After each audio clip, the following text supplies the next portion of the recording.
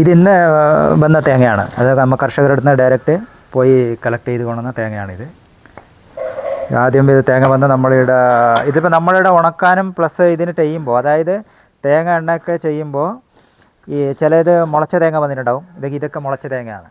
അപ്പോൾ ഈ സംഗതിയൊക്കെ നമ്മൾ മറ്റേ എണ്ണ എടുക്കാനെടുക്കില്ല, ഇതൊക്കെ റിജക്റ്റ് ചെയ്യും. ഇതിൽ നിന്ന് സെലക്ട് ചെയ്തിട്ട് നല്ല തേങ്ങ മാത്രം, അത് നല്ല വിളഞ്ഞ തേങ്ങ മാത്രമേ നമുക്ക് എണ്ണയാക്കാൻ വേണ്ടി നമ്മൾ എടുക്കാറുള്ളൂ.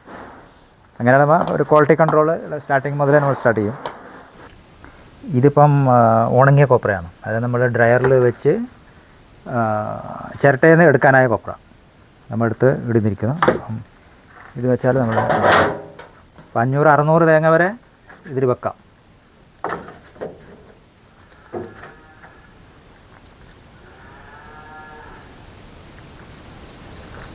ഇതിലേക്ക് ഇന്നേക്കൽ വെച്ച തേങ്ങയാണ്. അപ്പോൾ ഇന്നേക്ക് ഇതായി.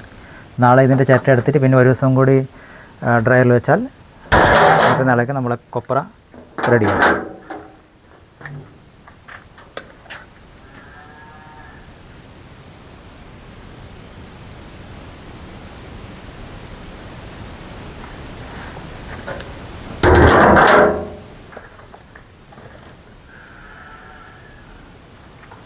ഇത് നമ്മൾ ചിരട്ടയിൽ നിന്ന് എടുത്ത് ഉണങ്ങിയ കൊപ്രയാണ്.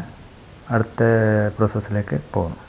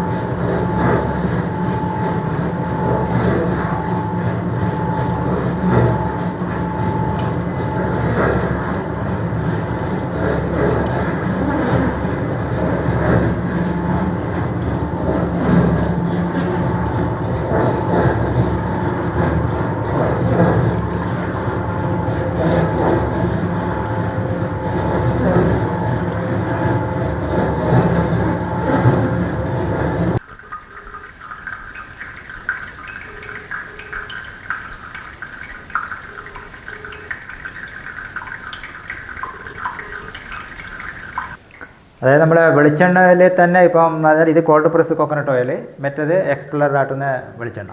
അപ്പോൾ ഇതിൻ്റെ ഗുണങ്ങൾ എന്താണെന്ന് വെച്ചാൽ ഇത് 48 ഡിഗ്രിക്ക് ആ ലെവലിൽ ചൂട് ഇതാവും. അത് നമ്മൾ കറങ്ങി അടിച്ച് വരുമ്പോൾ എത്രയായാലും എണ്ണ കോൾഡ് പ്രസ് ആയിട്ടേ വരും, കൂടുതൽ ഇതായി വരില്ല, ചൂട് വരില്ല. അപ്പോൾ ചൂടില്ലാത്തത് കൊണ്ട് നമ്മൾ ആ എണ്ണയിൽ എന്ത് ഗുണങ്ങളൊക്കെ ഉണ്ടോ ആ ഗുണങ്ങളെല്ലാം നമുക്ക് കിട്ടും. ഈ എണ്ണ ഇതിൽ ചൂടായിട്ടാണ് നമ്മൾ എണ്ണ എടുക്കുന്നതെങ്കിൽ നമുക്ക് കിട്ടില്ല. ആ ഗുണങ്ങളൊക്കെ നഷ്ടപ്പെട്ടിട്ടാണ് നമ്മൾ കോക്കനട്ട് ഓയിൽ യൂസ് ചെയ്യുന്നത്. അപ്പം നമ്മുടെ ആരോഗ്യത്തിന് ഏറ്റവും ബെസ്റ്റ് കോൾഡ് പ്രസ് കോക്കനട്ട് ഓയിലാണ്.